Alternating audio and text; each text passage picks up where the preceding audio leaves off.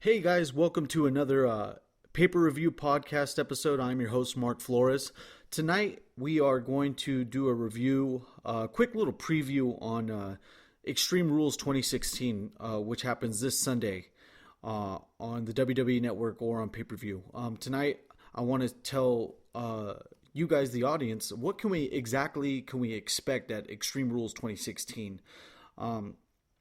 Something to get off the chest very quickly is I honestly think that this is another average match card. We need to see at least two 4-star matches, or else everyone's going to tune out and think that this was just a very average to below average pay per view. But I want to, the questions that we coming to ask is what kind of surprises or swerves can we expect at Extreme Rules 2016?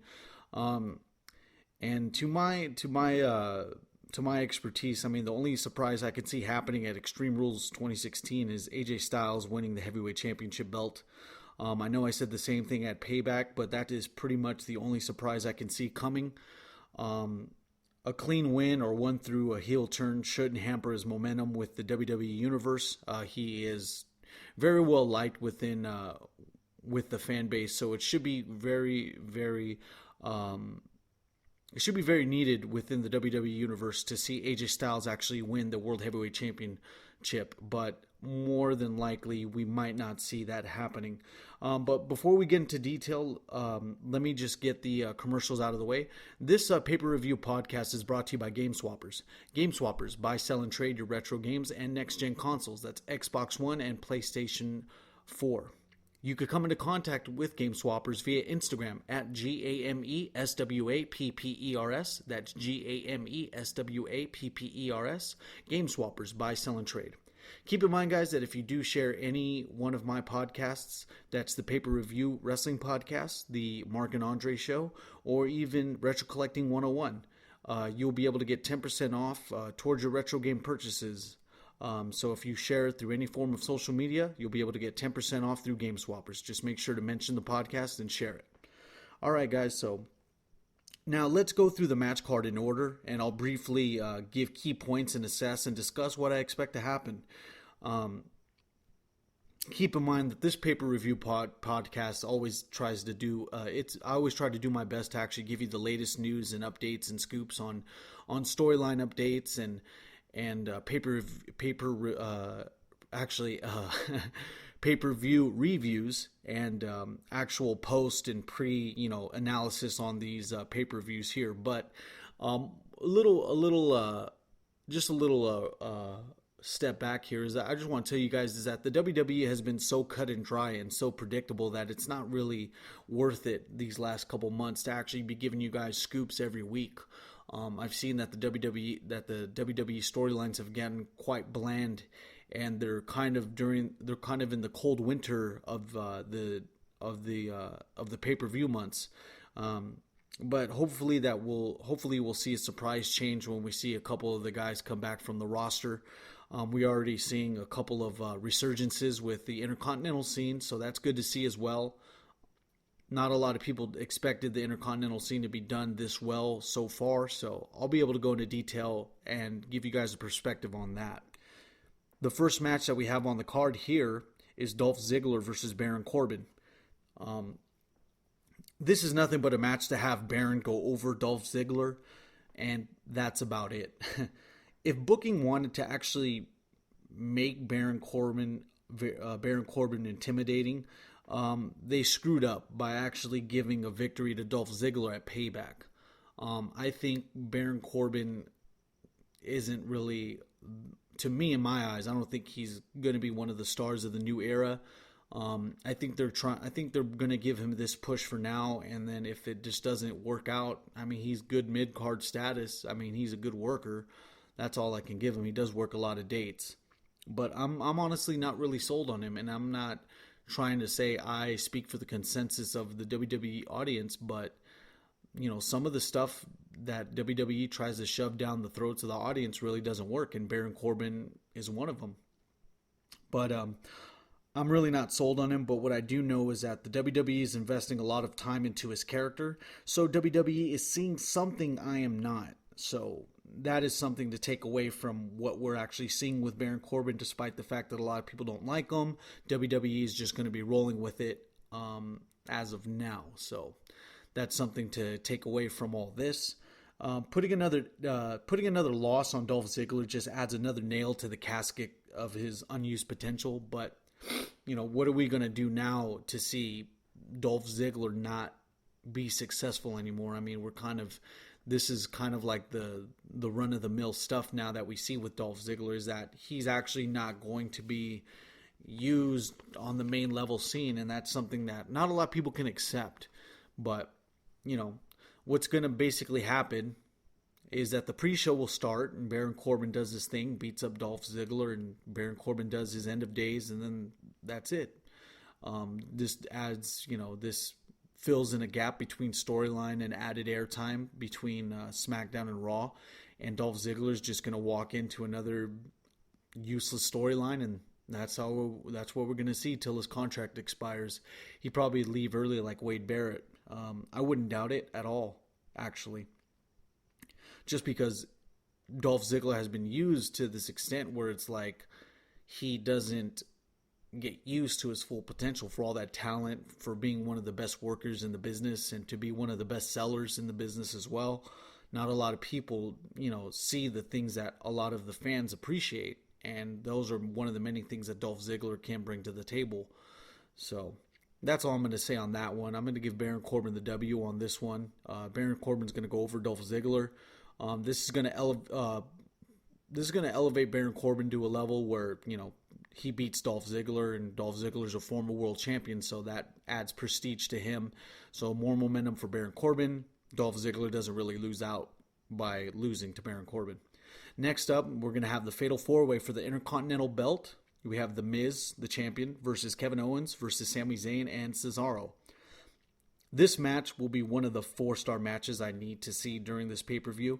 I already know that these guys can put on a good match. I mean, the tenure between Kevin Owens and Sami Zayn and Cesaro when they were in the independent circuits, it's going to show. Some of the routines will show up inside this match because, they've worked well together, and especially on the main stage.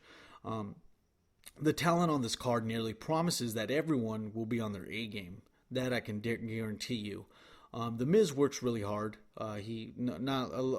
People don't give him a lot of credit for what he does, but from just to give a great assessment of a general assessment of this, I mean, we should expect a great match with Cesaro pulling through with a victory. I think that the repackage to Cesaro's character is a big sign that he's poised for the title. WWE shows that WWE actually knows that he's an underutilized talent, so you can definitely see that they're repackaging him with this new image and stuff, and it looks pretty cool. It actually really passes off towards his gimmick because he's kind of going for this little James Bond secret agent type of image, and it works well because James Bond is foreign, and with the whole foreign appeal that they find some common ground with that, so that actually gives him some leeway to when he actually botches a microphone gig where he mispronounces something or miscommunicates to the fans on some extent. So none of the guys on with Cesaro winning, I think that none of the guys that lose to Cesaro have anything to lose if they allow Cesaro the title. In the shoes of The Miz, he does great heel work, so he's not really going to lose out. He'll just be another heel in another situation, and that's why they keep him. That's why WWE hasn't really essentially done anything, hasn't released The Miz, because he does great work. He's a great heel. He's the one that everyone wants to punch in the face, but he does that really well.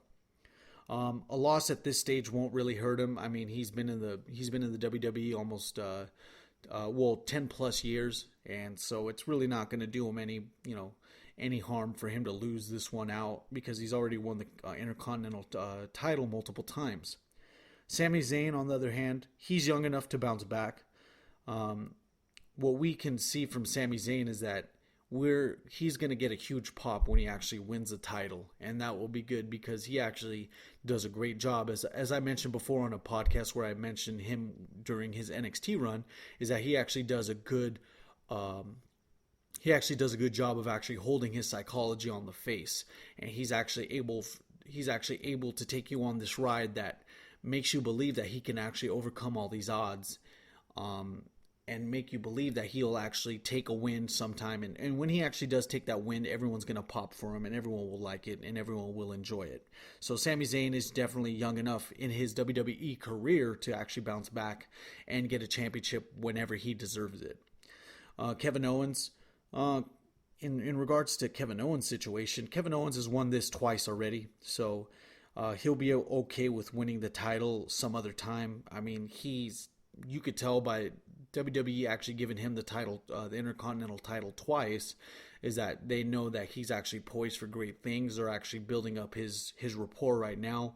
He's a great heel, fantastic with the movesets. Has one of the most densest movesets inside the WWE. So it's funny to note, but between Kevin Owens, Sami Zayn, and Cesaro, they actually fill the top 5 out of the top 5 people with movesets inside the WWE now, which is pretty impressive. So, this fatal 4-way between The Miz, Kevin Owens, Sami Zayn, and Cesaro pretty much already has my stamped approval for a 4-star match. So I'm definitely going to, sit my butt down and actually watch this one and not skip over when I see a couple of matches I'm not going to like.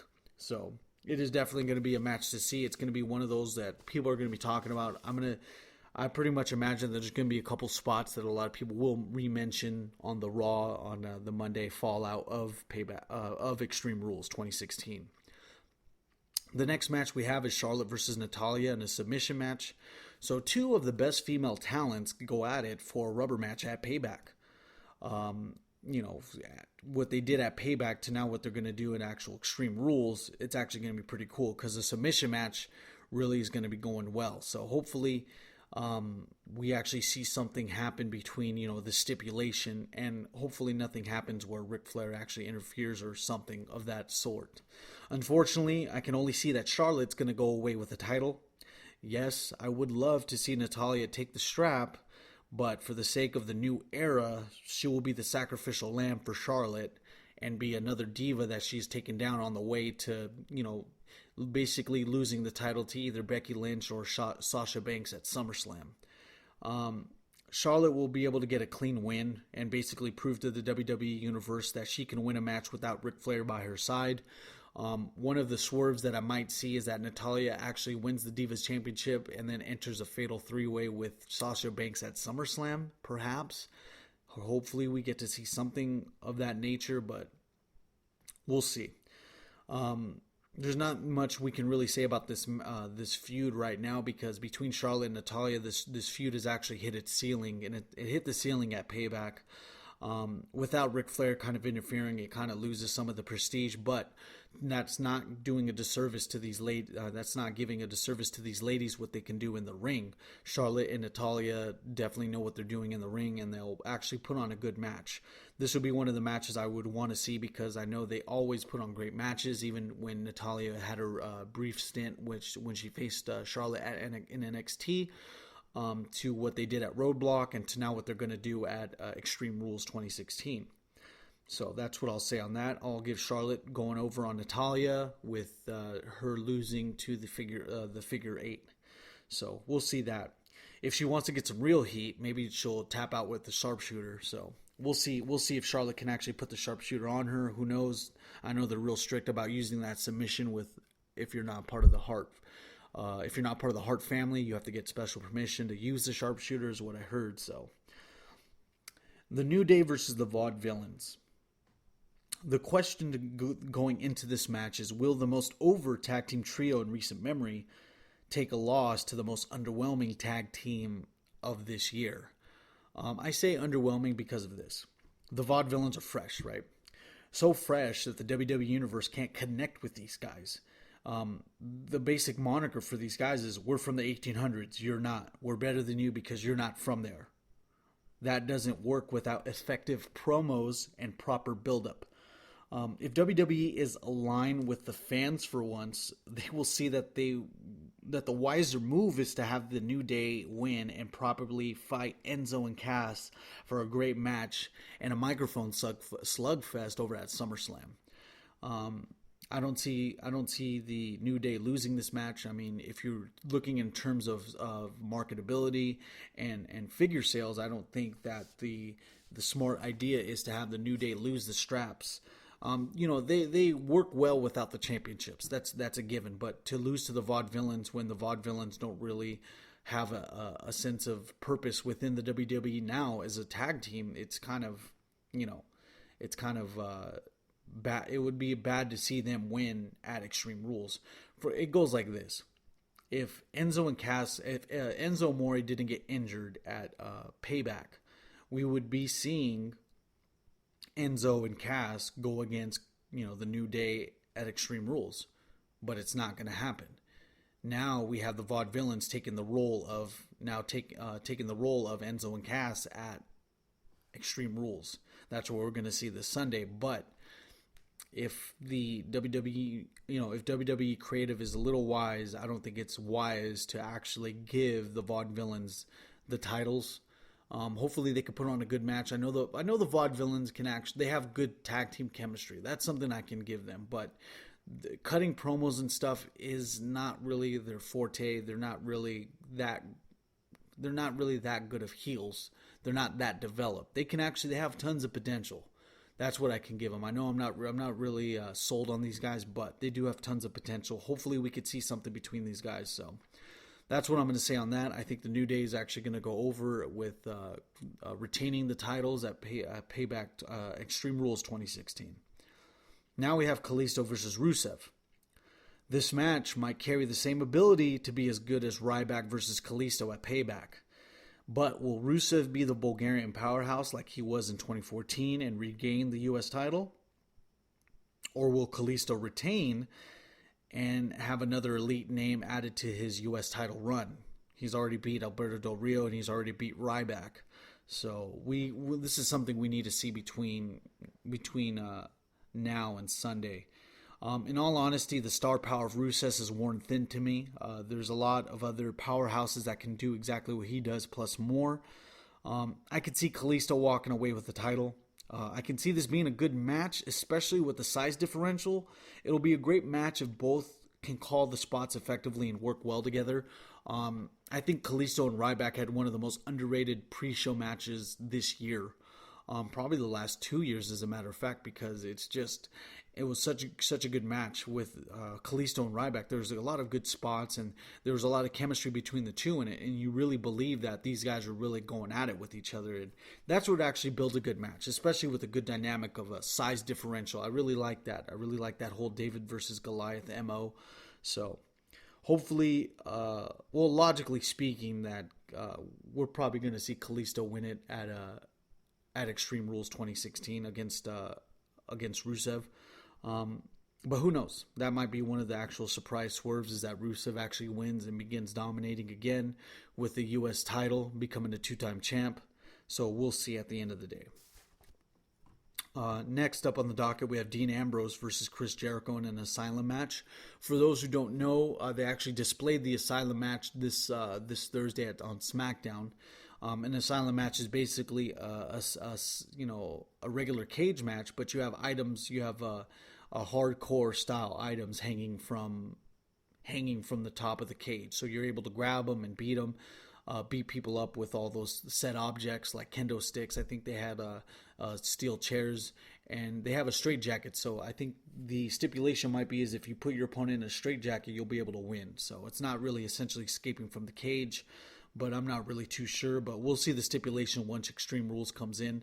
They're really vague on this whole match because it's fairly new, so we'll see what ends up happening at Extreme Rules. To me, Chris Jericho's doing his part.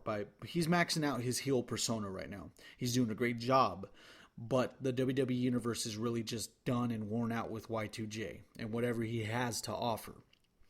But that doesn't say that he'll have a bad match. I think Dean needs this victory really bad, and I think his win-loss record shows that. It isn't really favorable.